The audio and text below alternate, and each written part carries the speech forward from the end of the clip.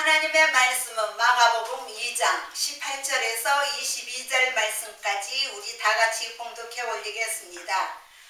요한의 제자들과 바리새인들이 금식하고 있는지라 사람들이 예수께 와서 말하되 요한의 제자들과 바리새인의 제자들은 금식하는데 어찌하여 당신의 제자들은 금식하지 아니하나이까? 예수께서 그들에게 이르시되 혼인 질손님들이 신랑과 함께 있을 때에 금식할 수 있느냐? 신랑과 함께 있을 동안에는 금식할 수 없느니라. 그러나 신랑을 빼앗길 날이 이르리니 그날에는 금식할 것이니라. 생배 조각을 낡은 옷에 붙이는 자가 없나니 만일 그렇게 하면 기운새 것이 낡은 그것을 당기어 헤엄짐이 더하게 되었느니라. 새 포도주를 낡은 가죽 부대에 넣는 자가 없나니 만일 그렇게 하면 새 포도주가 부대를 터뜨려 포도주와 부대를 버리게 되리라. 오직 새 포도주는 새 부대에 넣느니라 하시니라. 아멘. 오늘 은혜 받은 말씀은 율법과 사랑의 복음이라는 제목으로 은혜를 나누고자 합니다. 이 서기관과 바리새인들 유대인들은 참 바쁩니다. 왜? 예수님이 뒤에 줄줄 따라다니면서 사상권권 다 간섭하죠. 얼마나 심심하면 예수님 따라다니면서 그렇게 간섭한지 모르겠습니다. 예수님께서 오히려 참된 복음을 전하는데도 이들은 깨닫지도 못하고 듣지도 않으려고 합니다. 자기 율법대로 하려고 그래요. 그래서 예수님께서 요한복음 7장 19절의 말씀에 너희는 모세의 율법을 지키지 않는다고 말씀하셨습니다. 또한 시편 49편 20절의 말씀에 하나님께서 말씀하십니다. 정죄하나 깨닫지 못하는 자는 멸망하는 짐승과 같다고 말씀하셨습니다. 바로 이들이 말씀하시는 것이고 이들뿐만 아니라 지금 이 시대에 지금 율법으로 지금 믿음으로 나가는 사람이 있어요. 믿음으로 나간 게 아니라 그냥 교회만 발로 왔다 갔다 형식적으로 다닌다는 것입니다. 예수님은 참된 말씀은 듣고 깨닫고 지켜야 하는데 율법적으로 지금 나가고 있다는 것입니다. 옷 입은 것도 그렇게 입으면 안 된다고 그렇게 아주 율법적으로 그렇게 믿는다는 것입니다. 근데 자기들은 참 믿는 걸로 그렇게 착각하고 있는데 너무나 안타까워요. 제발 좀 영적으로 좀 깨달으면서 예수님 말씀에 즉 하나님의 말씀이 어떤 말씀인지 영적으로 깨달음으로써 정말 행함으로 나가야 하는데 행함이 없는 믿음은 곧 죽음이라고 하셨잖아요.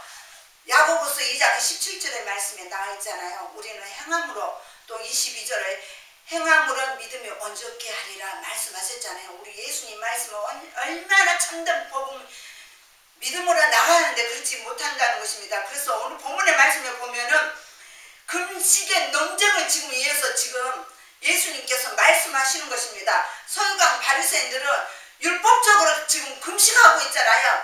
하나님께서 주시는 금식이 아니라 자기 생각대로 그냥 율법대로 형식적으로 금식을 한다는 것입니다. 18절의 말씀에 요한의 제자들과 바리새인들이 금식하고 있는지라. 요한의 제자들은 누구를 말합니까? 예수님 제자 요한이 아니라 하나님께서 보낸 세례 요한을 말씀을 하시는 것입니다. 요한의 제자들과 바리새인들의 금식하고 있는지라.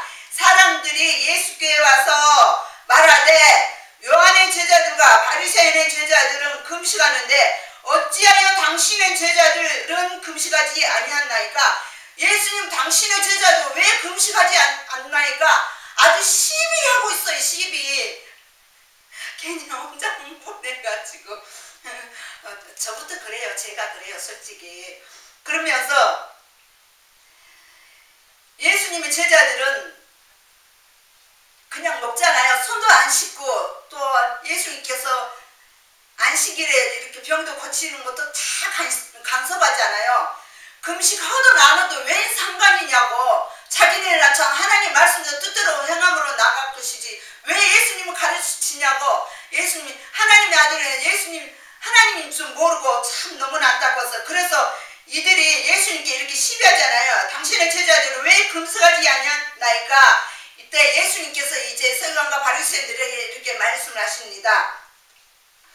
혼인 예수님 집 손님들이 신랑과 함께 있을 때 금식할 수 있느냐? 어떻게 혼인잔치집에 금식하지 않고 배고파서 우울하고 그렇게 앉아 있을 수 있냐?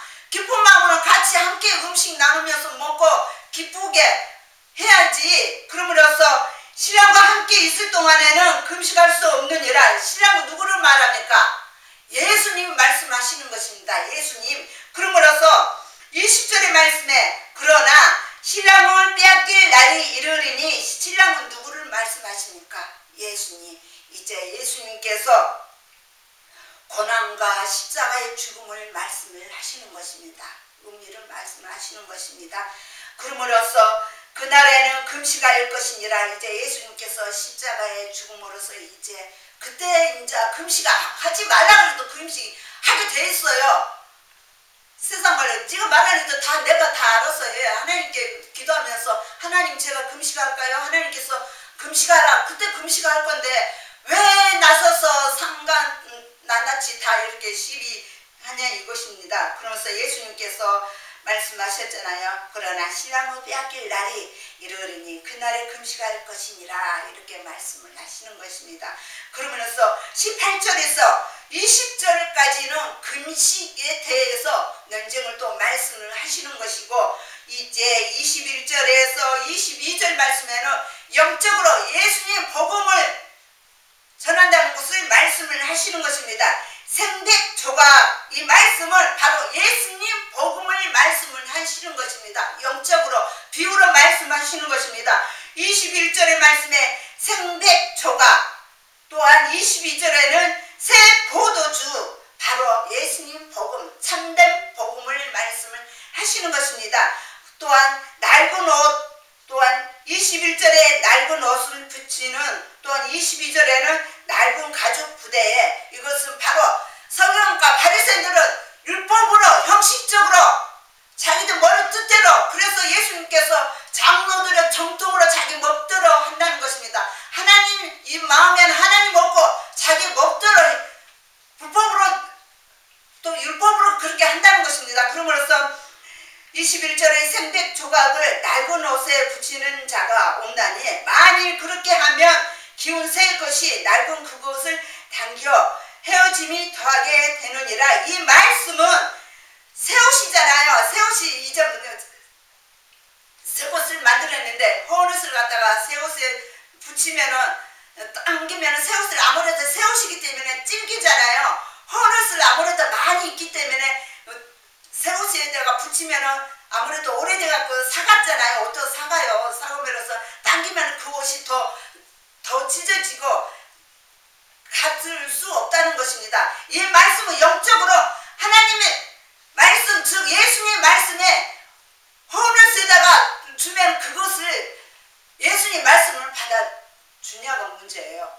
이 서기관과 바리새인들은 예수님 말씀을 전했는데도 깨닫지 못하고 있어요. 듣지도 않는다고 자기 생각대로 오히려 예수님을 가르쳐 주려고 해요. 시기 질투인해서.